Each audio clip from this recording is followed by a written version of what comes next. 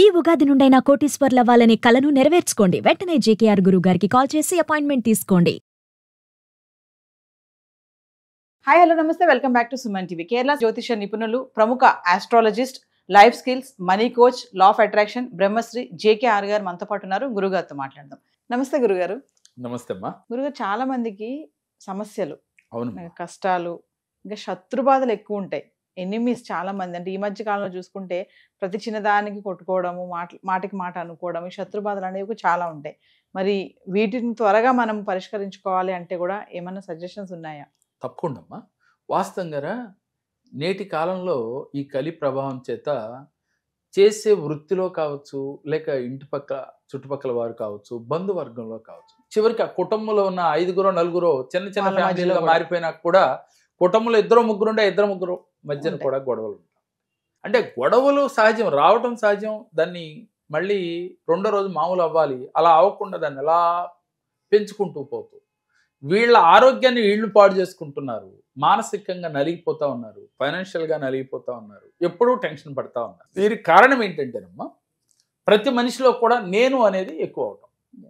నేనే గొప్ప, నాకే తెలుసు, అన్నీ నాకు తెలుసు అనే భావంతో ఉండటం.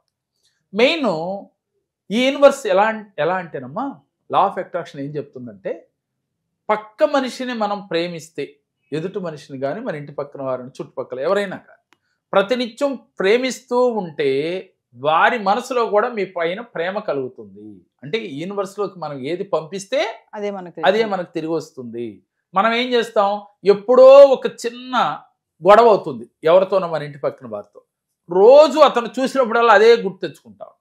తెచ్చుకుని ఆ రోజు ఇలా అన్నాడు నన్ను అని వాడిని తిట్టుకునే వాళ్ళు ఉంటారు, లేదు అతన్ని నెగిటివ్గా మాట్లాడుకుంటూ ఉంటారు. ఇది ఎప్పుడైతే యూనివర్స్లోకి వెళ్తా ఉంది, అతని మనసులోకి వెళ్ళి అతని ఆలోచన కూడా మన పైన ఇలాగే.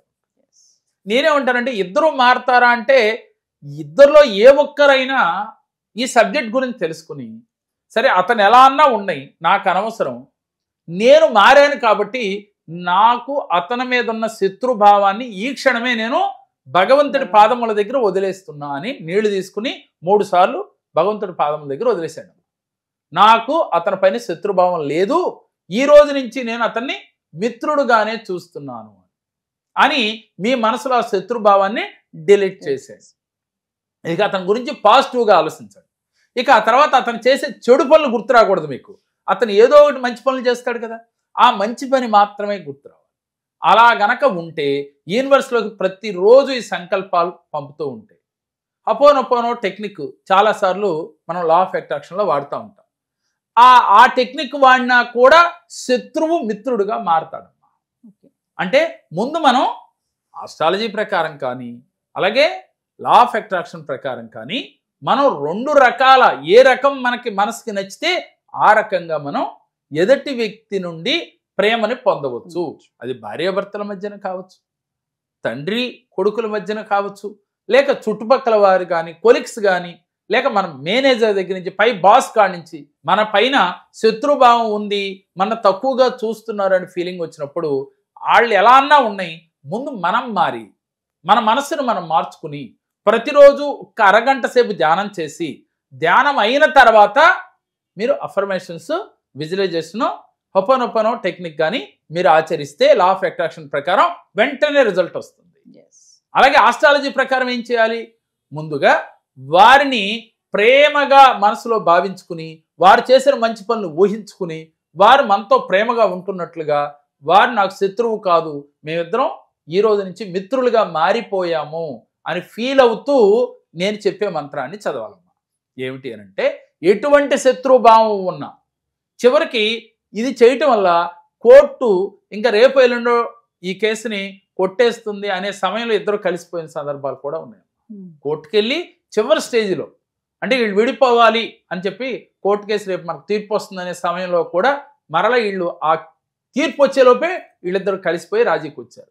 అంతటి అద్భుతమైన మంత్రం ఇది, ప్రత్యంగిరి మంత్రం అంటారు. ఇది ఈ మంత్రాన్ని ప్రతిరోజు ఓపిక ఉన్నవారు 21 సార్లు కానీ 54 సార్లు కానీ చేస్తే మంచి ఫలితం వస్తుంది. ఎటువంటి శత్రువైనా సరే వెంటనే మిత్రుడిగా మారిపోతాడు. ఈ మంత్రం ఏమిటంటే, ఓం ఐం హ్రీం శ్రీం ప్రత్యంగిరే మమ రక్ష రక్ష మమ శత్రున్ భక్ష భక్ష ఓం స్వాహ.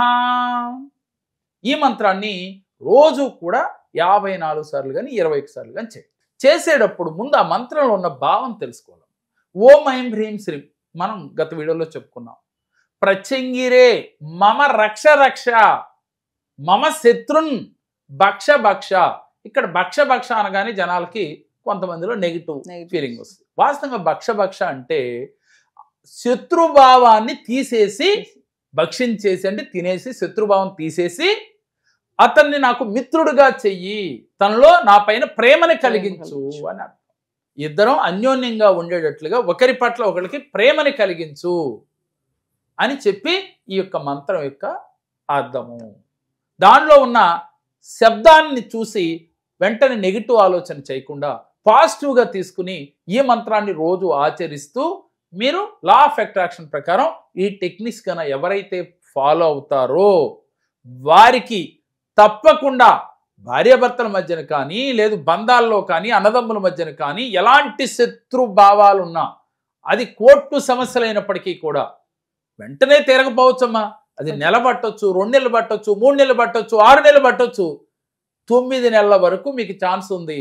9వ నెలలోనైనా తీరుతాయి. ఎందుకని 9 నెలలు పడతాయి అంటే మీలో 360 డిగ్రీల్లో మీలో మార్పు వచ్చి, అంటే పరిపూర్ణమైన మార్పు మీరు తెచ్చుకుని అప్పుడు మీరు లా ఆఫ్ అట్రాక్షన్లో విజువలైజేషను, ఎఫర్మేషను చేస్తారు, అపోనొప్పనో టెక్నిక్ చేస్తారు, వెంటనే మీకు వాళ్ళలో మార్పు వస్తుంది. ఈ మంత్రం చదువుతూ మీరు భావన చేస్తూ ఉంటే ఎలాంటి శత్రువైనా మీకు మిత్రుడుగా మారతాడు. మీకు తర్వాత శత్రువు మిత్రుడైతే ఎంత ఆనందంగా ఉంటుంది, అలాగే ఎంత హెల్ప్ కూడా ఉంటుంది అమ్మ వాళ్ళతో. కాబట్టి శత్రువైనప్పుడు వీళ్ళలో ఉన్న దుర్గుణాలు తెలిస్తే వారికి, అలాగే మిత్రుడైనప్పుడు వారిలో ఉన్న నిజాయితీ ఏంటో తెలిసి వీళ్ళిద్దరూ కూడా బంధం గట్టి పడుతుంది. కాబట్టి గొడవ వచ్చింది అంటే దాని గురించి టెన్షన్ పడకూడదు. భార్యాభర్తల నడుమ సహజమే గొడవ. అయితే ఆ గొడవ ఎలా ఉండాలంటే తామరాకు పైన నీటి బుడగలాగా మారాలి.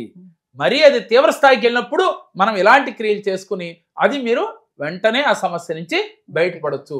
అంతేగాని మా ఆయన నాతో ఇట్లా ఉంటాడు, మా అన్నయ్య ఇలాగ ఉంటాడు, మా తమ్ముడు ఇలాగే ఉంటాడు, లేక మా పక్కింటి వారు ఇలాగే ఉంటారు అని ప్రతిరోజు మీరు బాధపడిన కొద్దీ ఆలోచనలు మీరు మనసులో ఆలోచిస్తున్న కొద్దీ రెట్టింపు అవుతా ఉంటాయి, సమస్య పెద్దదవుతా ఉంటది. కాబట్టి మీరు సమస్యని పెద్ద చేసుకోవద్దు, సమస్యని తొలగించడానికి ప్రయత్నం చేయండి. మీరు ఆనందంగా ఉంటే మీకు ఆరోగ్యం బాగుంటుంది. ఆనందం, ఆరోగ్యం, ఐశ్వర్యం ప్రతిరోజు మనసులో అనుకోండి. ఆరోగ్యం బాగున్నోళ్ళు, డబ్బు కావాలనుకున్న వాళ్ళు, అలాగే డబ్బు, సంపద, ఆరోగ్యం, ఆనందం. డబ్బు, సంపద, ఆరోగ్యం, ఆనందం. ఈ 4 మాటల్ని ప్రతినిత్యం మనసులో జపిస్తూ ఉంటే వెంటనే మనకి డబ్బు వస్తుంది, అలాగే సంపదలు వస్తాయి, ఆనందం వస్తుంది, హ్యాపీగా ఉంటాం. నమస్తే గురుగారు. నమస్తే తల్లి.